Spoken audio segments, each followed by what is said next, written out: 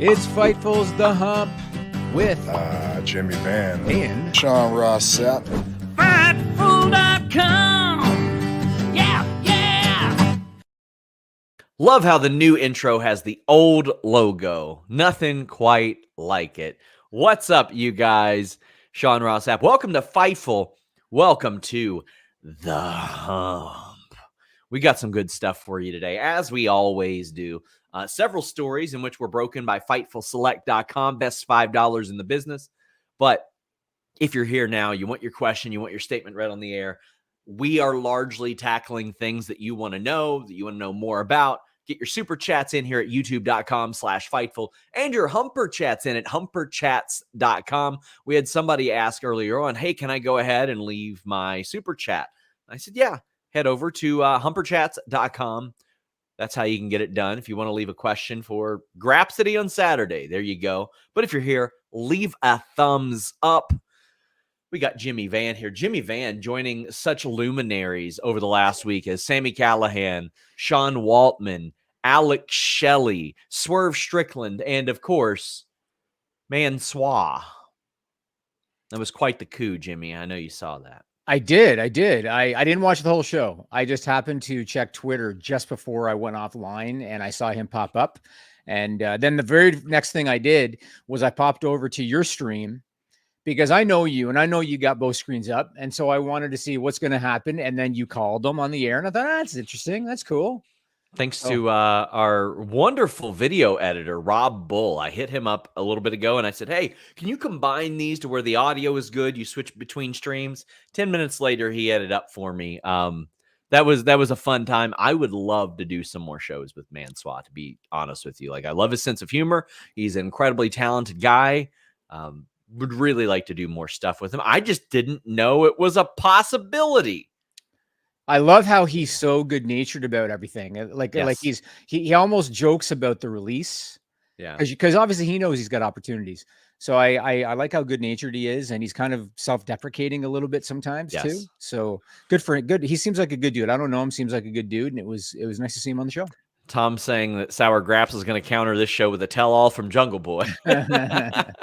Thank you to Jocelyn Finney Mullins for becoming a YouTube member. We do post a lot of like behind-the-scenes stuff and unreleased podcasts over there. I did a tour of my background on the YouTube membership side. So yeah, if you subscribe, you get those as well. Van Twinblade says, Will Washington's cousin plus Grapsody instant win. It was a phenomenal interview. Phil and Reg are absolutely killing it on Grapsody, and we're so happy. And especially, man, when they hit me up and they're like, hey, we got an interview. I'm like, great. Makes it easier for me. Then they say, it's Swerve. I go, even better. One of the top stars in AEW. Wonderful. But Jimmy, we had some other pretty big reports this week. Every time I get ready to put together my little list of stuff, I always think to myself, it's amazing that every time we do this, there's so much to talk about. Like there's never a lull. And so I think we got to start with CM Punk because unfortunately, people online are convincing themselves that he's already signed, Sean. They're convincing themselves this is all the work and he's already signed. I told you off the air, I had a few people posting to me on Twitter saying, I think he's going to show up in NXT tonight. People have convinced themselves, and they're very hopeful that he's going to be at the Survivor Series in Chicago. Now, it doesn't help that Punk himself, because he's the ultimate troll, right? So it doesn't help that Punk himself has posted cryptic messages on Instagram. WWE, there's been a few cryptic things that may or may not have been intentional. If they haven't signed him, and you're going to get into it, Shinsuke doing the GTS was probably ill-advised, I think. But why don't you go ahead and tell me the latest you've heard about CM Punk and WWE? And if anybody watching this is a Punk fan, brace yourself. I guess that's all I'll say. So I want to explain how this happened because, and I know it's going to sound pretentious, but I don't give a shit. There are a whole lot of people that have no idea how I do my job or how this job is done or the relationships and interactions between WWE and media. The other day, I had debunked a fake Twitter scoopster that said CM Punk is signed to a 1-year, $11 million contract. I said, this is completely false. I got a call from a WWE higher up, unprompted, and they said CM Punk not only is not signed by AEW, we are not signed by WWE. We are not in negotiations with CM Punk. Now, I had somebody say, "Can you give me a little hope?" If you want a little bit of hope, it is that CM Punk himself made that offhand comment saying, "In 2 months, I'm free as a bird, yada, yada." And if for some reason he's under a non-compete, then of course WWE can't negotiate with him. However, top talent, and Jimmy knows who this top talent are. Is it safe to say, Jimmy, that WWE is not going to lie or risk alienating these top talents? 100%. 100%. We're outright told he ain't coming in. They're not planning on it. It's not happening. That's what these top talent were outright told, because I don't just hear from a top person in WWE and the top talent and just run with it. I followed up with people close to Punk, and people close to Punk said, yeah, the conversations haven't happened.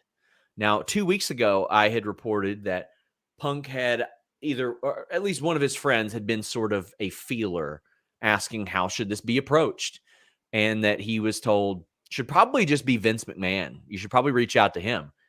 However, things have changed, at least creatively, in just the last 2 weeks, which is another story that we went in the weeds on FightfulSelect.com, best $5 in the business. Now, I had a lot of people saying a lot of things. And if you have any questions, get your super chats, get your humper chats in. We'd greatly appreciate it. The top one was, well, of course, they're going to work the dirt sheets. That is not what WWE does with media. They try to work the fans. With the media, 100% of the time, it is you don't get a response, you don't get acknowledged or anything like that if you're chasing a story like this, much less get an unprompted phone call debunking something. Now, I want to make this clear and clip it. Kyler's going to clip it so I can say this. As of October 10th, this is how things are going to go. I do not know how things are going to go in November, December, January. It's wrestling. Anything can happen. Ultimate Warrior got a ton of shots, and he was batshit crazy. So another one is, well, of course, they're trying to keep the surprise. No, specifically in that call, I was told that they did not want to set unrealistic expectations for fans watching or going to the show. Now, I will tell you guys, the only 2 other times WWE in a near official capacity have done that. SummerSlam, I had reported the week of that Randy Orton was not cleared, was not going to be there. However, there was some internet scoopster that said, he's coming back, SummerSlam. And a WWE rep hit me up and said, listen, we don't usually even approach this type of thing, obviously, but your story was correct. Randy Orton is not cleared. He has not been in the ring. He has not been to the PC. He is not going to be at SummerSlam. Obviously, that ended up being true. There was also a time when another internet scoopster, maybe the same one, I don't even know, had reported numerous times throughout, I think, March, April, May, June, that Bray Wyatt was around, that his situation was just with creative, that he could return, any number of things that were wrong. I knew, unfortunately, that he was sick, but WWE had never provided me that information in an official capacity. But for the sake of debunking the idea that a then sick Bray Wyatt would be showing up anytime soon, they were like, listen, we know that you know, but you know, this is accurate in that he's not going to be at these shows. He is not cleared. There are not creative plans for him. And that was the case, unfortunately, up until a couple weeks before his passing. So those are the only other 2 times that that's happened. WWE and really any higher ups in wrestling are not in the habit of alienating media for the sake of advancing a storyline, in the sense that they reach out or provide like something that goes a different direction. I can tell you there's numerous times I thought I was onto a story and I hit up Tony Khan and I was like, listen, I'm going to be reporting this. And he's like, well, you shouldn't, because it's not true. And then I ended up not reporting it, and it wasn't true. Hadn't been lied to. WWE the same way. I've never had a WWE higher up that I've caught lie to me. The closest you could put was the Vince related stuff because they sincerely thought that he was gone. And when it's Vince, how can you ever be too sure? So for people that are like, or want to keep it a surprise, why would they tell the dirt sheets? They told the dirt sheets that no conversations are being had, that he is not signed. They are telling their own top talent, and again, Jimmy, talent they would not risk alienating, that right now it ain't happening. And I'm saying right now only to protect myself, because I know what some dumbasses that don't read are going to say. In 2 years, if he rolls in, people will be like, well, you got worked on that one, huh? Another WrestleMania 41. Yeah, exactly. They did put unrealistic expectations, all that stuff. CM Punk is not signed. I saw people say, oh, you're saying currently, so that means they've already done it. Nope, it was in the report. He has not signed. Has not signed. People close to him claim that they haven't even approached or anything like that, and Punk is sort of waiting to see if they do anything like that. Now, DeShire says your conclusion if they continue the Punk teases on SmackDown. I asked specifically about this during that call, and that person said, well, listen, a lot of those aren't cleared. Some of that's people going into business for themselves. Some of it's them generating buzz. And then one of those top talent, Jimmy, you could probably guess which one, said, yeah, I think Corey Graves is probably just trying to piss CM Punk off. Because I don't know if you guys know this, one of the first exclusives we ever had on Fightful was Corey Graves going off about CM Punk and him providing us an on-the-record recounting of the situation. Joel Wood says, I imagine Punk wants to retire on his terms rather than how he left AEW. So with him going back to AEW unlikely, I can't imagine he's not going to try everything unless he's just done. Yes, this exactly. It has seemed to me like people that I've talked to that Punk is willing to play ball. However, he is months removed from a physical altercation and 13 months removed from a physical altercation. So I can understand why WWE is like, okay. Now, here's a big part. From what I understand, Triple H was expecting this to be asked at the press conference and was surprised that it wasn't and would have shut it down then. I was told that with extremely good authority. Extremely good authority. And then subsequently, a bunch of talent was asking throughout the weekend and Monday, and were told in no uncertain terms, he ain't coming in. Now, a big talking point I see on Twitter, and a really fucking stupid one, is when I see people going, same thing that happened with Cody. Remember that? No, I'm going to tell you exactly what happened with Cody, because your boy is the one who reported everything about Cody. Found out that his contract was coming up, reported as such. Then I reported that, he's a free agent right now with the TNT title. And then the morning that Cody Rhodes' AEW departure was announced, I get a call from someone very high up in WWE outright touting the fact that an imminent announcement was going to happen about Cody Rhodes leaving AEW. That's one of the many ways I had to jump on AEW and Cody's own announcement, is because I was getting verifications left and right that this was about to come. And our report said Cody Rhodes leaving AEW, expected to join WWE. Now, this is something that has been verified by Cody, done numerous interviews with him since then.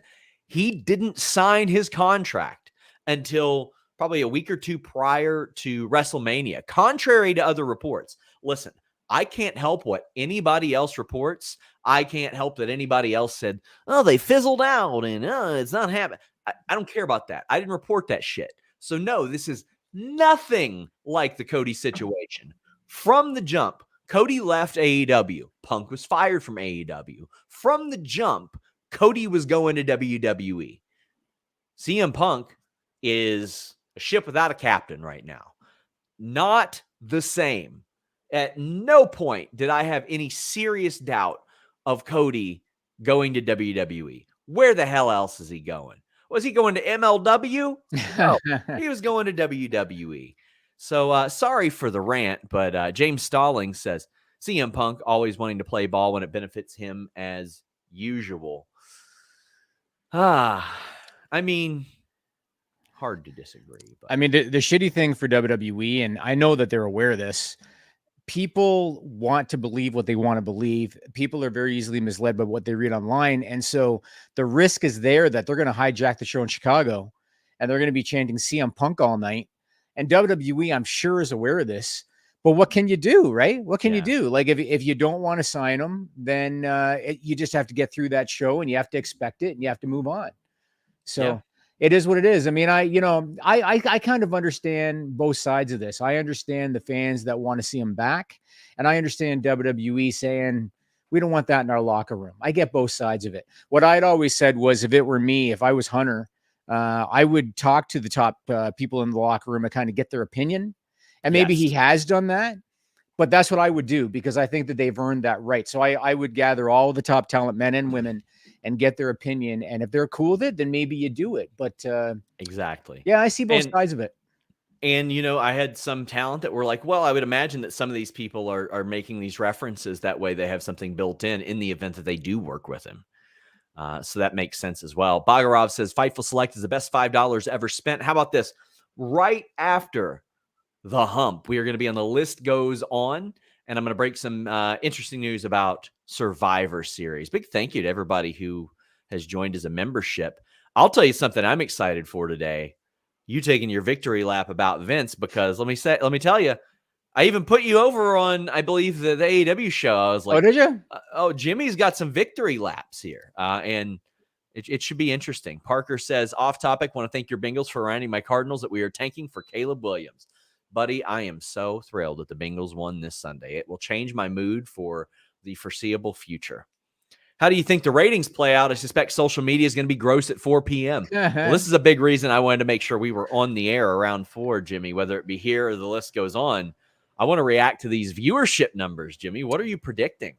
NXT is going to win in viewership, not because they're a hotter brand, but because AEW is on a different night. And typically when you switch nights, you lose some of your habitual viewers. And so for that reason, I think NXT will win in viewership. The thing that's funny about all this is that no matter who wins and who loses, a week from now, it's not going to matter. Yeah. It's not going to matter. It's not going to mean anything. But for this one day, whoever the fans love, they're going to cheer. Whoever the fans hate, they're going to come up with excuses. Going to last one day, but that's what's going to happen. BL says, what does it cost for AEW to license a song like The Final Countdown or 50 Cent Many Men? Does the price differ if it's pay-per-view or regular TV? Well, it depends on how much or how long they've licensed it. If it's in perpetuity, it's going to be a lot of money. If it's for like a year or two, it can be a lot of money. I've heard 6 figures. As far as individual songs, I don't know. Like, I can't imagine they paid 6 figures for Many Men on cable TV, but I think it probably depends on, I think it depends on, I think it's case by case, because I know Final Countdown, they said cost a shitload. Yes. But then some of the other Metalingus, because they're tight with Edge, they're not paying hardly anything. So I think it's a case by case thing.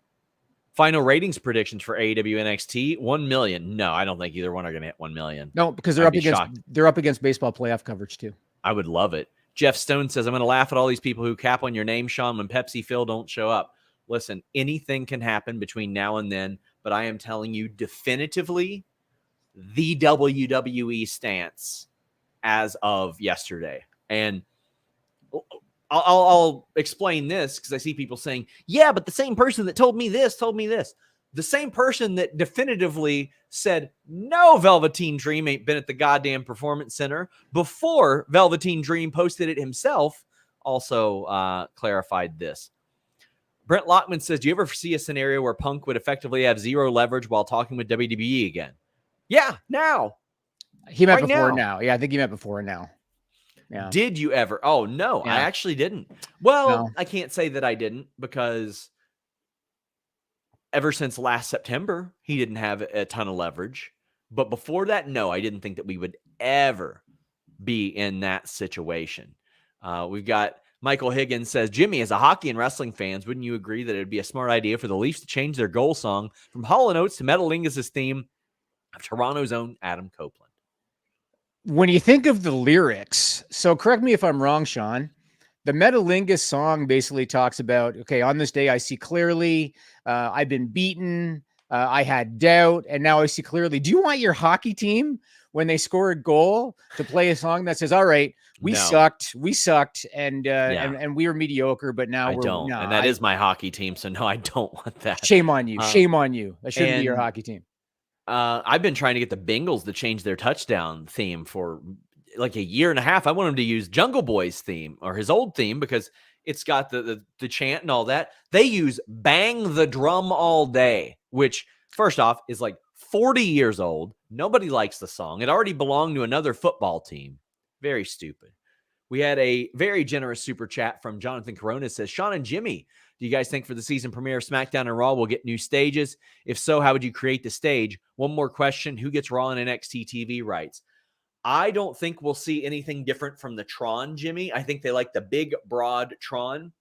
I think if anything, we might see like a little stage or a little ramp or something like that.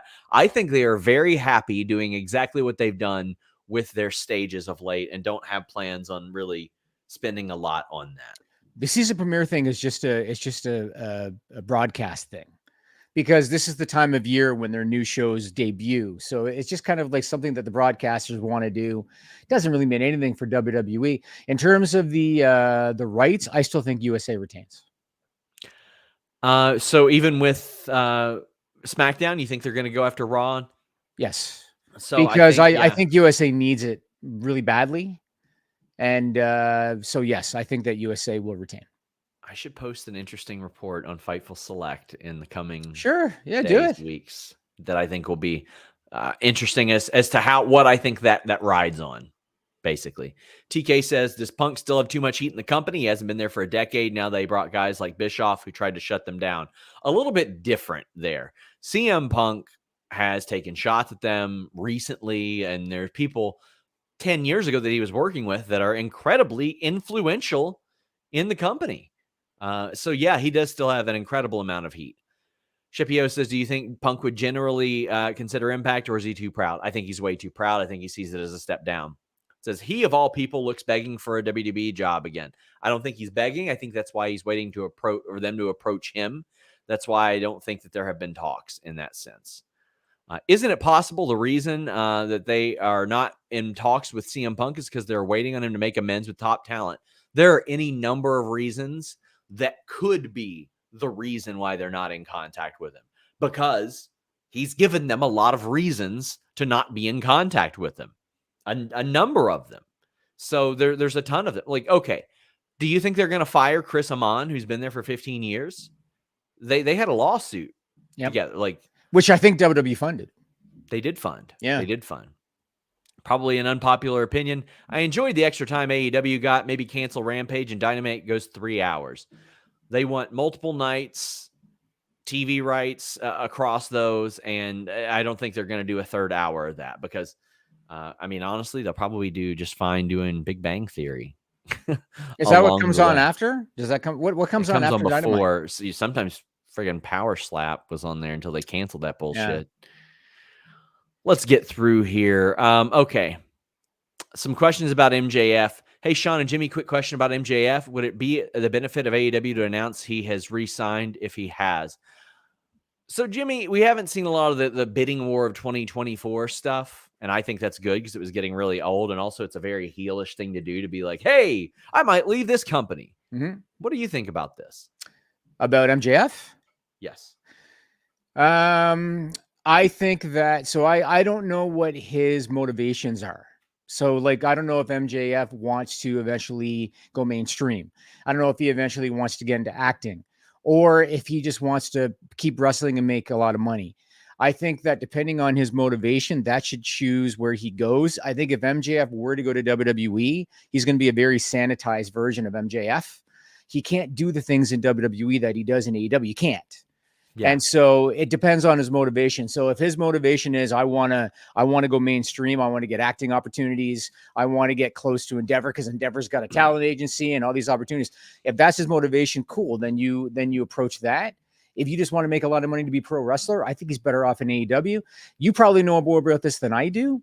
I think he's already signed an extension, just because why would you give him this much stroke if he hasn't? So I feel like he has. He won't outright admit it, Yeah. But I believe he has. Yeah. By the way, guys, Andrew says, thoughts on the quarters angle last night, now on TMZ. We are about to get into that Yep. heavily. And I just want to bring, okay, here we go. You hear anything about the Juice Robinson quarter telling at MJF chatter online about the anti-Semitic overtones, especially given news right now? So we're going to go back to Punk briefly, but as a wrestler, if it was my wrestling show, I would have been like, I don't want to do this. I explained a lot of it last night. However, it has been made very clear to me as well. MJF, as a Jewish American, wanted to play out this story on TV and very much views this the same way he does staying in his character, in that he is a character on a television show. However, Jimmy, like I said last night, when he goes to the grocery store, he's still Max Friedman. Yep. And that's the difference of pro wrestling. And that's one of the reasons why a lot of this is brought up. I feel like if this were The Wire or Breaking Bad or The Sopranos or any other TV shows, it wouldn't have as much pushback on it. But a lot of people don't view wrestling that way. And I understand both sides. It's something very important to him that has been on his shoulders for a very long time, but also it makes a lot of people uncomfortable. I think it was up to Tony Khan to be the boss and shut it down. Doesn't matter what MJF wanted. So I want to explain this whole thing because I saw, you and I talked about this off the air. The people that are defending this angle saying, oh, it's no problem, it's a fictitious TV show. These people don't have a clue what they're talking about, Sean. Like they don't understand what they're talking about. So I want to explain high level why this was very tone deaf, why this showed a complete lack of awareness. And honestly, I'm surprised that AEW did it, because usually I always felt like AEW was the company that had their finger on the pulse of stuff like this. So I was surprised about it, and I want to go into it. First off, I think you know this about me. I know you know this about me. There's two things in business I will never touch: politics and religion. And the reason for that is you risk dividing your audience. That's why you don't do it. A few years ago, when the last U.S. Presidential election happened, I said to you, can we try to make sure that nobody associated with Fightful posts anything on social media crapping on either one of the presidential candidates? The reason for that is voters were so divided in the U.S., and they still are, that you risk alienating half of your fan base. Sure. And for us, the U.S. is our biggest geo, so there's no benefit. Religion is really the same thing. Even in the best of times, if it was me, if I was Tony Khan, even in the best of times, I would not have done that angle with the quarters. Because religion is just not something that I think you should touch. But what made it worse? Go ahead. However, I want to make this clear as well. When that happened, I said, listen, I'm not going to tell a Latino or a Latina woman she can't tweet about somebody who has been xenophobic. And the same with this. If there's a political candidate that was outright racist against Jewish people, like, I ain't telling Joel Pearl to not tweet about him. Like, we don't pay him nearly enough for that. And even then, I wouldn't want to silence him in that sense anyway. That's always been kind of the what's the word? The issue, I guess, is when it's on a personal account versus a business account. And there's only so much you can do. Sure, our Fightful account ain't going to do it. But like for me, I ain't going to tell Denise, hey, don't tweet about this guy who has been specifically racist to the Hispanic community. Like, I don't feel like that's my place. Well, in this particular case, what made it obviously worse was the timing, because just 3 days before Dynamite, the Hamas attacks happened in Israel. They killed over 1,000 people. Now, I'm not Jewish, and I wasn't personally offended, and you know this about me. I'm not really offended by anything, but I've got Jewish friends that were offended. And this goes without saying. This is an obvious statement. The Hamas attacks had a very negative impact on the Jewish community, and the pro-Hamas rallies that took place in various cities afterwards that had a lot of anti-Semitic sentiment, they obviously had a very negative impact on the Jewish community. Emotions right now are running very high within the Jewish community. And so in business, you have to be cognizant of current events. You have to have awareness to do a storyline with anti-Semitic connotations. It was really dumb. I mean, I'm sorry. It was really dumb. Now, maybe if the Hamas attacks hadn't have happened, they could have gotten away with it. But because of the timing of it, it was in really poor taste. I want to go on to another point about this, but before I do you have anything that you want to add about the roll of quarters? Yeah, I don't think it should be compared to Muhammad Hassan type of stuff, because I feel like this angle was going to happen regardless. And the Muhammad Hassan thing was something that they started with plausible deniability. And I'm going to be real. Ain't nobody here going to tell me they know more about the Muhammad Hassan story than me, because I interviewed the guy 2 or 3 times for hours at a time, wrote thousands of words about it, know what they told him to do. And then they really, really leaned into guy's a terrorist towards the end. Like before they were just like, he was playing off of the, he was upset about the perception of that. Of Iraqi Americans. That's Yeah. how it started. Yeah. Yeah. The things that and people tried to deny, oh, well, this had nothing to do with MJF's quarter story. Yes, it did. Like he admitted that it did. It had, like, he said it on the air, but I get that. I'm also, it's one of those things where I'm just going to kind of shut up and listen and see, how people that are affected by this say it affects them. Rock Hard says, I understand that Max wanted this to happen only if it affected MJF. I would be okay, but he isn't the only Jewish American in the country, so I think it should have been shut down. And Brent Lockwood says, MJF seems passionate about making it work, but that part of the world is on fire right now. I would have delayed it. That was a misstep. Yeah, I would have probably delayed it as well, considering the nature of it. And he has been through things that I will never go through and will never experience. So easy for me to say that as well. Now, Yeah. because wrestling, there's tribalism in wrestling, just like there is in all sports and entertainment. I've seen people online who, again, they clearly just don't know what they're talking about, but they're defending the angle for stupid reasons. And I wanted to touch upon some of these. And one of them is in defense of Juice Robinson, because this isn't about Juice Robinson. So this isn't about Juice Robinson was anti-Semitic. It had nothing to do with that. But the first thing that people have been saying is, Juice Robinson uses roller quarters all the time. He uses it as a weapon. It's not an anti-Semitic thing. Here's where this is different. I think you mentioned on the post show last night that he hit Jeff Hardy a few months ago with the roller quarters. Yeah. Here's where this is different.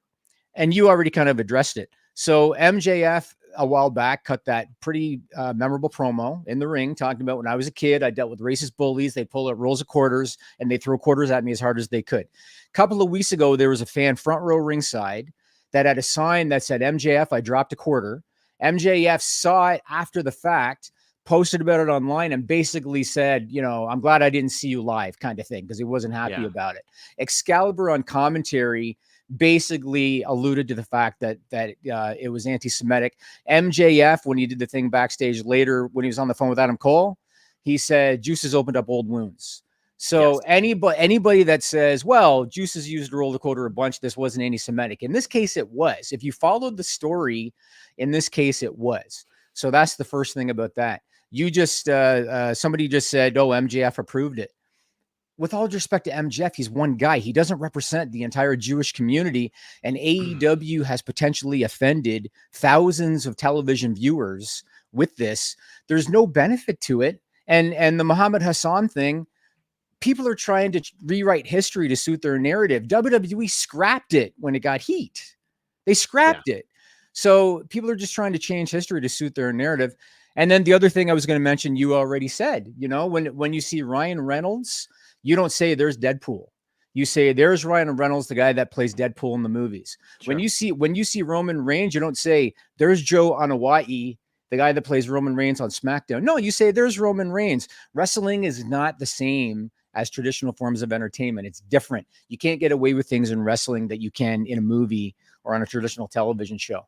And so, and I think that's something they're trying to push the other direction and say, well, why can't we? I mean, I don't know if they're ever going to be able to get there, because when you do stuff like this, there's always going to be negativity towards it. Whereas you can go see a movie and people just kind of accept that's part of the magic of film, I guess. Yeah. But I don't know. I think that AEW needs to pivot.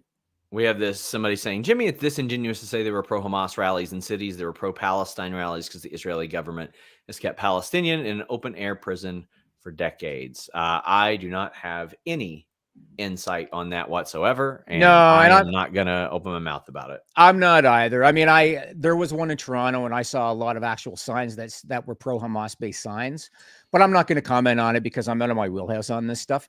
All I know is I know Jewish people. I've got Jewish friends that were very upset by obviously the attacks, by the rallies, by the roll of quarters on Dynamite. And this is something where AEW, you have to be up to speed on current events. You have to be cognizant. You have to be aware. I think that they should pivot away from it. And if you want to revisit it down the road, fine. But I think that right now, given the political climate, they shouldn't pursue that further. I understand where MJF's going. He wants to tell this story, but wrestling is not the same as film. I think that they need to take a break on it. No good way to segue this. Here's an ad read. I'm traveling a lot, and when you travel, you got to protect your data. You got to protect your privacy online. NordVPN.com/Fightful allows me to do that, allows me to browse safely and securely. When you go to an airport, when you go to an arena, a restaurant, a hotel, you're usually connecting to that unsecured Wi-Fi, which leaves you susceptible to having your data stolen, any number of things taken from your private connection or what should be your private connection.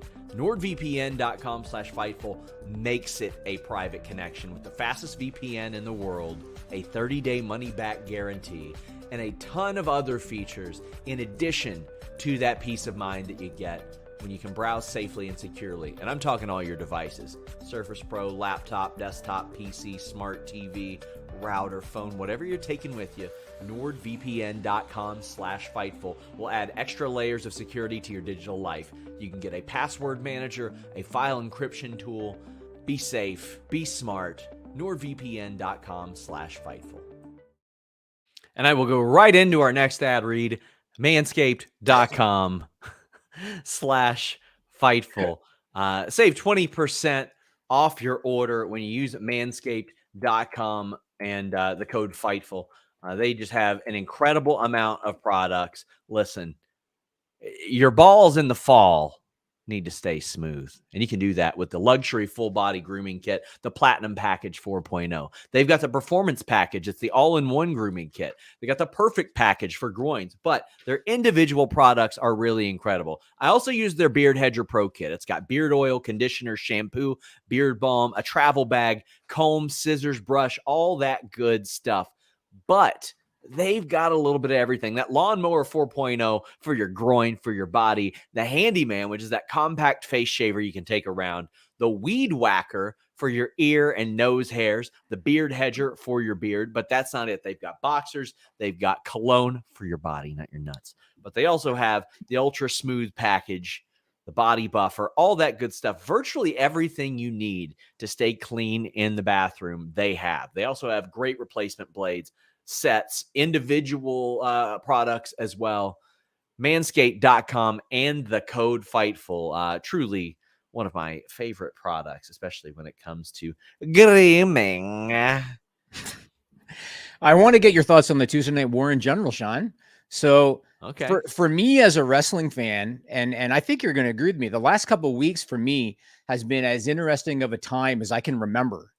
Because funny enough, that ties into a super chat that I want to jump in and do. Okay. In all your years of covering wrestling coverage, how would you rank this year with the Punk news? Endeavor buying WWE, Vince leaving and returning, etc. 2 after last year. That's it.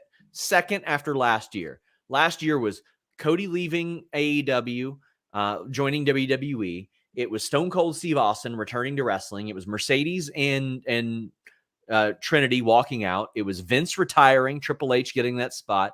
It was the CM Punk fight. It was the craziest year ever. This year is number 2 to that. And I think this year might get unseated by next year. Really? There you go. Yes, I do. Do you want to suggest why? Free agency. Oh, you think so? Free agency. I think next year, I think specifically the next 18 months could be the most important 18 months of contract-related thing in wrestling since 96. That's in my opinion. Maybe 2001 with the WCW, ECW stuff. But wow, you think it's a bigger deal than Vince resigning and Brawl Out and all that? I think it could be. It could be, depending on the nature of television deals and the way that contracts will be handed out. And Fightful Select will have more on that in the coming weeks. Interesting. Well, very clearly, and I know that WWE lovers don't want to hear this necessarily, but very clearly WWE views AEW as competition. There's no question about it now. And with Dynamite going head to head with NXT this week, we saw all kind of one-upping from both sides, which made it really, really fascinating. So on the NXT side, you had appearances by Cena and Cody and The Undertaker and Paul Heyman, Asuka, LA Knight, Judgment Day, and the first 30-plus minutes were commercial-free.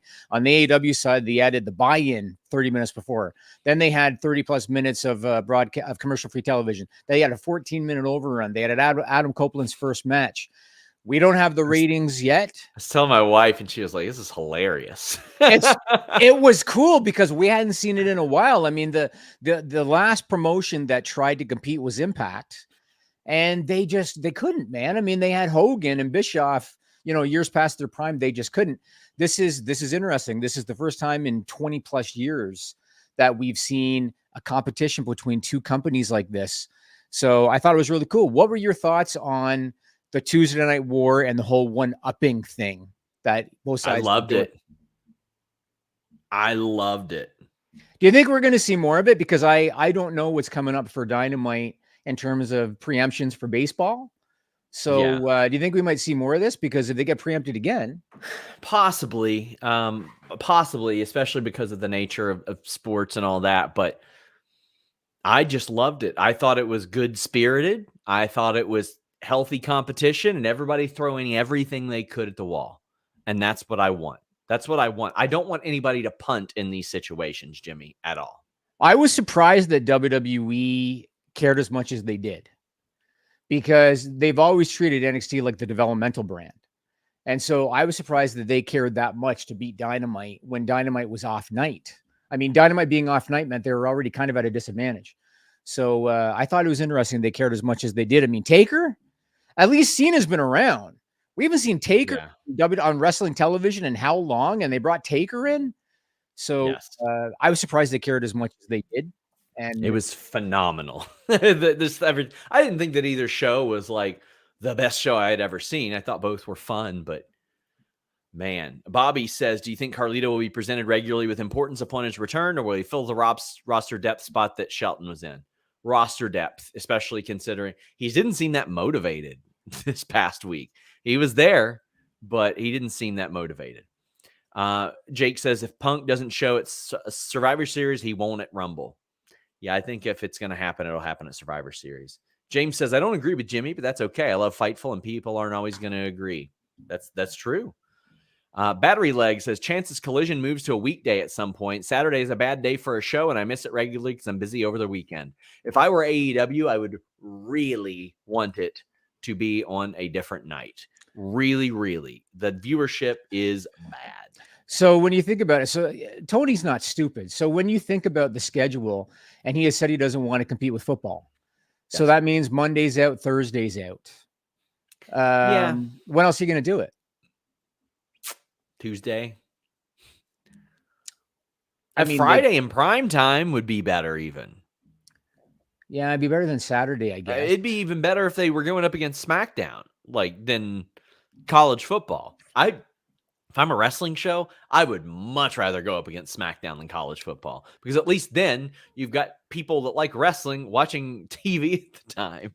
It's true. I don't know, because the one thing that we've seen over the last couple of months is that whenever there's a WWE PLE on, it really seems to take a big chunk out of Collision. Like Collision seems to have a lower than average number on those nights. Yeah. So I question if they'd get crushed against SmackDown. But I don't know.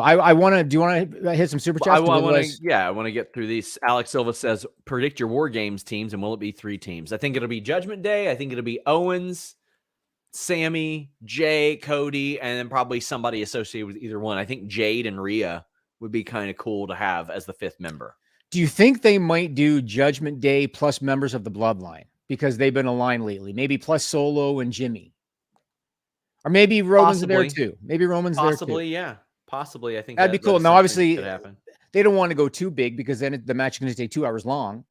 But I could see them doing some combination of both teams, just because they aligned on SmackDown last week. Yeah.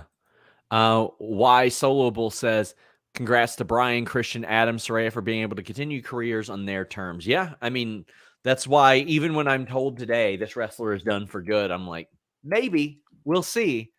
Too many of them have come back. Brent Lockman says, tribalistic nonsense aside, we probably need more nights like last night. Iron sharpens iron, and last night was awesome. Competition just benefits the fan. It benefits the fan. Remember how stagnant things were in 2018.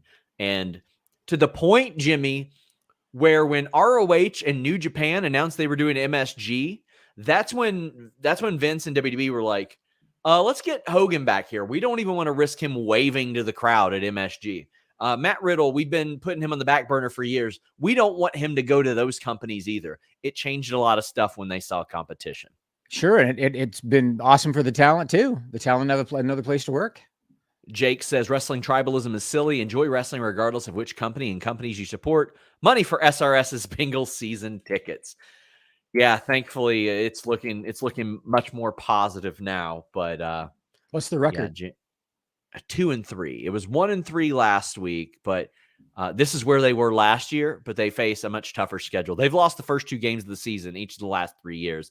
They went to the Super Bowl 2 years ago, the AFC Championship last year. So, KE775 says, I have to give Becky credit. She backed up her words, helped get Tegan back on TV. Now Zaya might get a shot. Hopefully this can continue. Jimmy, this is going to carry over into the segment where you're going to be able to take a Bo Dallas victory lap. Monday night, almost every woman on the Raw roster appeared on the show, or at least the tapings. We had followed up a PW Insider report, but honestly, we had said it the week before. This was a Triple H show. It has been the last 3 weeks, a very Triple H show. And then we get word, Vince hasn't been involved. Vince hasn't been calling in changes. There haven't been last-minute changes. We don't know if there are extenuating circumstances to that. Maybe he's got a cold. Maybe he had another spinal surgery. I don't know, and that's just speculation. But Will Chisholm says, Jimmy was right with TKO playing Vince. You called it off the top. KE775 says, have you heard anything further about Vince being iced out of creative? Do you think he has another ace up his sleeve? And Matt Hennessy sends a very generous super chat and says, got to give Jimmy his flowers. He called Endeavor playing Vince like a fiddle. Once the merger was done, they removed him from creative. So I want to make this clear. We don't know that he was removed from creative. We don't know that he got iced out, played anything. The term I've been using is they bang bust him, Jimmy. They brought him onto the bang bus. They slept with him. They threw him out of the bang bus without his pants and said, have fun. Although Vince probably would have enjoyed that. Yeah, he probably would have. But you know what? I want to give a timeline of events because I've been getting props on social media too. But honestly, I'm not a genius. This wasn't hard for me to see. That's why in April, as soon as they announced the merger, before they even closed it, and as soon as I saw Ari Emanuel do that interview with Vince, I knew that they suckered him. I pretty much knew it as soon as I saw that interview.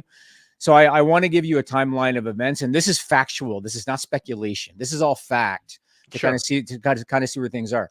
So first thing that happened, Vince forced his way back in as chairman. That was in January. He forced his way back in as chairman. One of the board members that voted against his return was Nick Khan, right? That's public record. Yes. Nick Khan voted against Vince returning. Nick Khan and Ari Emanuel go way back. They used to work together. I believe it was ICM Partners. They worked together at a talent agency. They go way back. Endeavor gets a sweetheart deal with the merger. It was a no-cash deal. It was an all-stock deal. And I think the only thing that they had to do in order to get this company in an all-stock deal was let Vince McMahon believe, we want you. We want you to be involved. We want you to be here. There's not going to be cutting a check, but we want you to be involved. You're the man. We love you, Vince. We want you to be here. And Vince went for it. Problem was Vince no longer had majority control. Endeavor had majority control, and Ari Emanuel would ultimately the boss. So they announced in April that they're going to do this merger. In July, Vince gets raided by the feds. 1 month after that, in August, TKO did a regulatory filing with the SEC, and they disclosed two significant things. The first was that Vince's shares were exempt from the lockup period, which means they can be sold at any time. And lockup period means that when there's a merger, if you're an existing shareholder, you can't sell until you're past this lockup period. Vince was exempt from that. And the second thing was TKO stated, and I'm kind of reading this based on what they said. They said that Vince McMahon's membership on the board could expose TKO to negative publicity and or have other adverse financial or operational impacts on their business. That's what they put in the SEC filing. Yes. So when you hear all of those facts combined with what we're hearing now about Vince supposedly or apparently not be involved in creative, I can't help but think he got played. I mean, this is what I thought was going to happen in April because I could kind of see it. It feels like he got played, and I don't know. We'll see where things play out, but it wasn't hard to see. And with all due respect to Vince McMahon, he's a narcissistic old man who loves people kissing his ass. And Ari Emanuel went on CNBC Live and he kissed his ass for 15 minutes. And now here we are where we are. So what do you have to add to this? You often hear that Vince loves it when people go at him and stuff like that. No, he really loves it when people kiss his ass. He does. He does. Look at the people that have stuck around in the company, that have come back to the company, any number of things like that. He loves believing that he is always in control, and he took the deal that made him feel like he was always going to be in control. Now, I don't know if he's out of his own volition or if he was sort of angled out, but Endeavor are not comprised of dummies. They are very, very smart about what they're doing, and they knew exactly what they were getting into. They looked at those numbers last year. They saw that when Vince hit the bricks, those numbers didn't only not go down, they went up. I don't think it's an accident that WWE knows I see the live events reports and are putting in stuff like highest grossing, yada, yada, knowing that I report that stuff. They love touting that stuff. And they were able to tout it without Vince. That's what they were able to do. Yeah, man, I think that WWE stands to benefit from that as well. Look how many women got on the show finally this past week. Johnny's back. Bronson's getting a win. IC title, tag titles, main eventing shows. Cameron Grimes back on the show. Tegan Knox got a title shot. Tegan Knox got a title shot a couple weeks after she was pulled from a show. You got NXT stars back on main event, so they're getting reps in front of big crowds. This is not an accident to me. Yeah, and like we said, like anything could happen, right? We might find out next week, oh, Vince McMahon was sending in script changes. But I don't know. It sounds to me like this was systematic. It feels to me like they knew what they were doing. And I'm not going to point fingers and make allegations. I think Nick Khan knew from the start what was happening. Him and Ari are tight. And it is what it is. And I saw somebody in the live chat say, well, Vince is laughing because he got a big payout from the dividend. Vince McMahon doesn't give a shit about that. He's got more money than he'll ever spend. He wanted power. He wanted to be in control. He wanted to be the man. And in that CNBC interview, I remember the interviewer was asking Vince about, you know, what's going to happen. How are you going to do this? It's like, oh, I'm not going to be in the weeds, but, you know, he still wanted to be the man. And he was chuckling the whole time because Ari was kissing his ass. And I don't know, played out like an episode of Billions. It did. And the Fightful Select report that we had said that members of Creative hadn't interacted directly with him this go around anyway, like this year. And some of the changes were minimal, except for that episode of Raw After Mania where I said he was like the Tasmanian devil. He showed up, he ate the script, and then just said, whatever. But a lot of his changes were downplayed, but they still existed this year. And you could tell which ones. And you could tell, even if they weren't creative changes, well, Johnny disappeared. Tegan wasn't on the show. Any number of the people you saw weren't on the show because he didn't like them. And the interesting side note on this, going back to Punk, you know, if it's true that somebody told Punk's people, oh, you got to call Vince, that could be intentional as them basically saying, fuck off. Because if Vince can only do so much in his situation now, that's maybe their way of kind of curtailing Punk. But yeah, it's an interesting situation. I mean, obviously it sounds like the locker room's happier. The show's been, it's been more fluid over the last couple of weeks.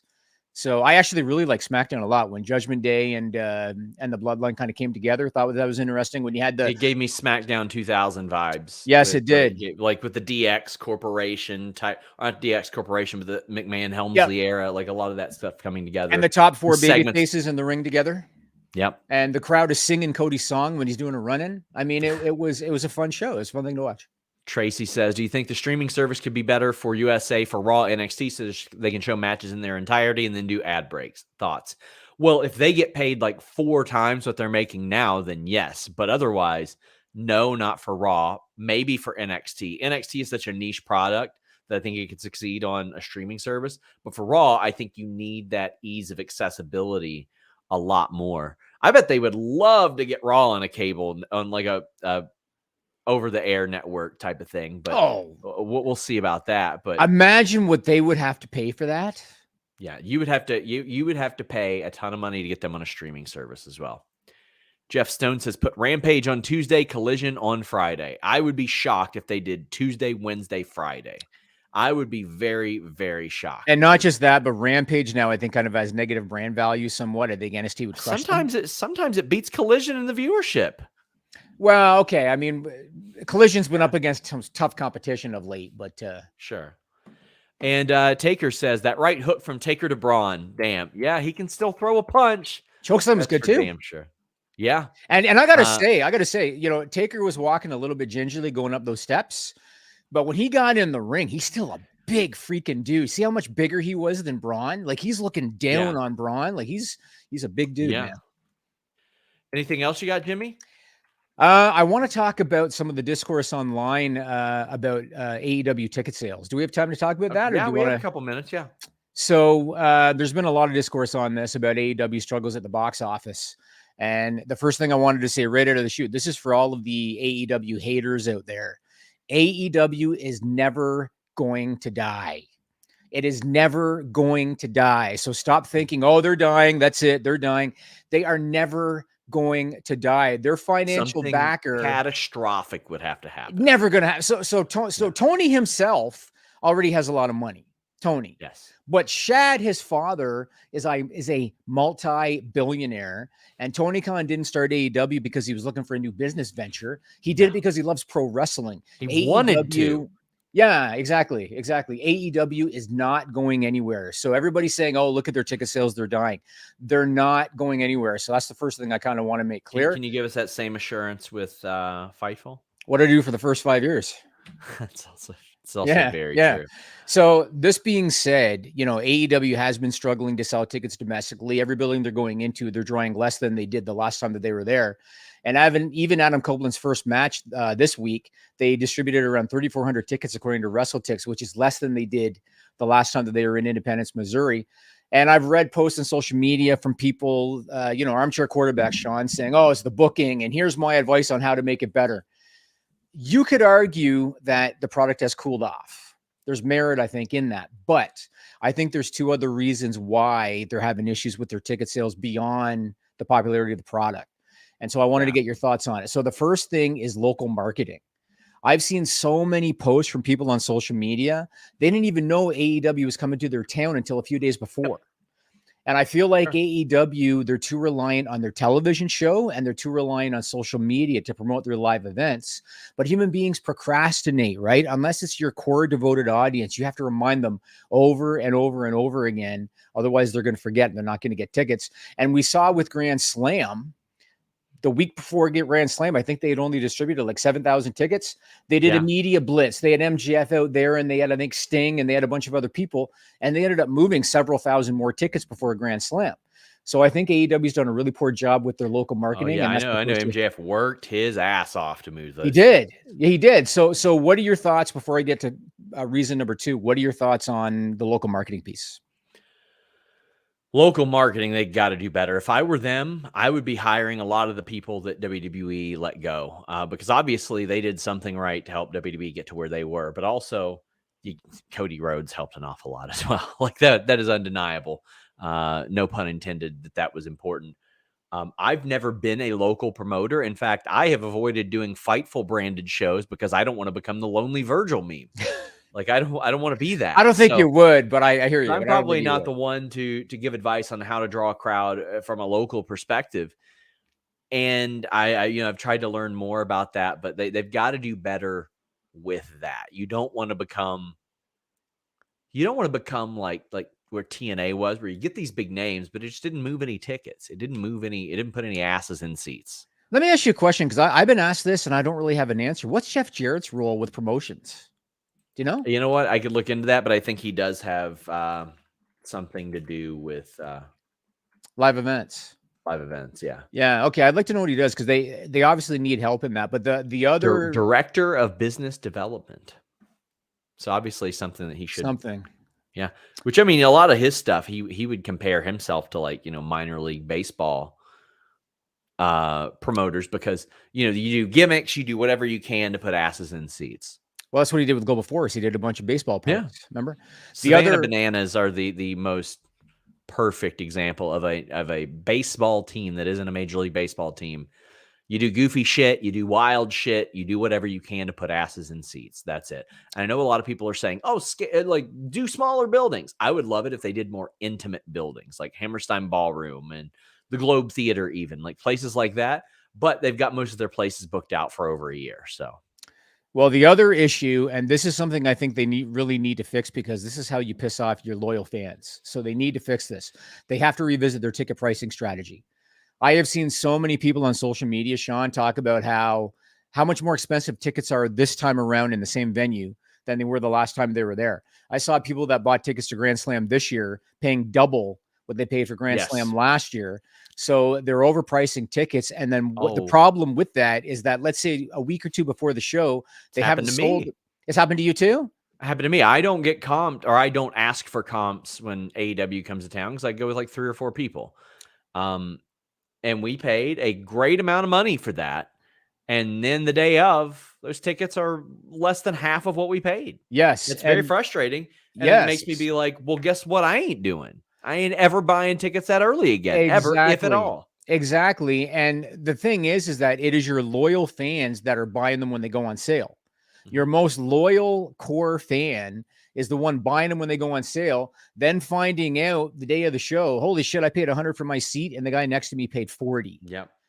They need to really work on this. Now, somebody asked me on social media, they said, is this Ticketmaster doing their dynamic pricing to constantly adjust the prices based on demand?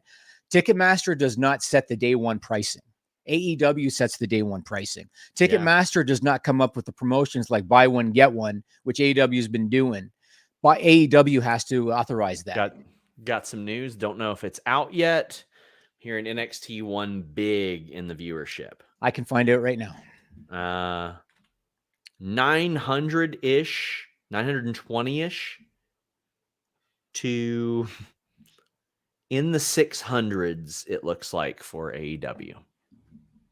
So that is the information that I'm getting right now.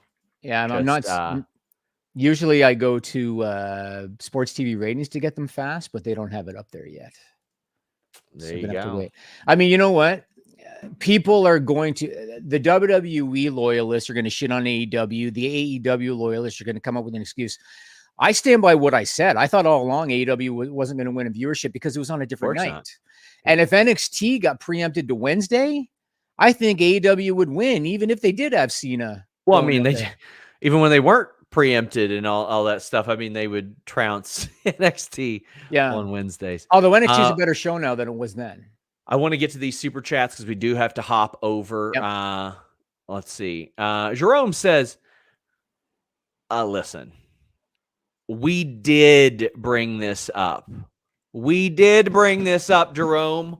What the fuck are you talking about, Jerome? This was talked about. Why are you pretending it wasn't? Jordan Cooper says, Dynamite is here in Louisville in 3 weeks. I completely forgot. I broke the news. Really? I've not seen a single ad for it in any form of media locally unless you're tuned in. You'd never know. There you go. That's it. Sean be at the 11/17 SmackDown. Where the hell SmackDown? November 17 SmackDown. Is that in Louisville too? Where the hell is it? I don't know. I don't know where it is. Can you look it up? I can. I guess I can. Evansville. No, absolutely not. I will not be at Evansville. Sorry. JM Melly Rita says, do you think AEW would do live house shows again? Not right now. They've got too packed of a schedule. Tracy says it's a wonderful time to be a wrestling fan.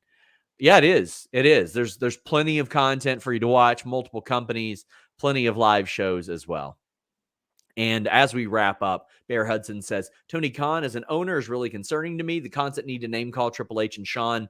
Also with the Juice promo, it's not helping AEW. Listen, I don't give a shit about his tweets. I don't give a shit about his tweets. I used to watch Vince McMahon pull his bare ass out on cable television, and y'all want to talk to me about some fucking tweets. Oh, yeah, but that was on the show.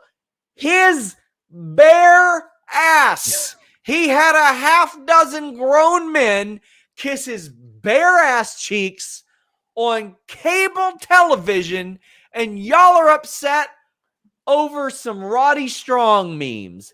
Get out of here. We're heading over to the list goes on. I want to say one thing quick. What? When you are number 2, I think there's no issue taking shots at number 1. It's only when you're number 1 that I think that you should ignore number 2 and make like number 2s irrelevant. And I think that the WWE loyalists are going to hate anything Tony does anyway. So I don't think there's any way to appease him regardless. I don't have a big problem with it. Guys, we are headed over to Fightful Select. Until next time, we're out.